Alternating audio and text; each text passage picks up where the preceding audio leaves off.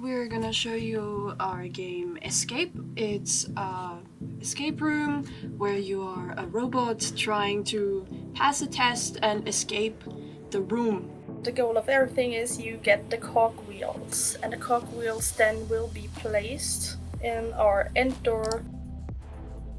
The three main characters, which there's one in the first room.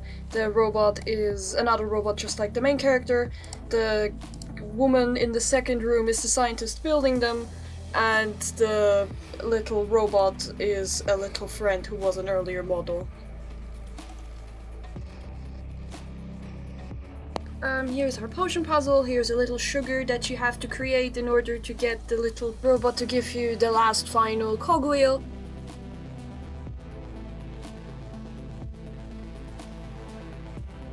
If the player successfully places every single one of them, they pass the game.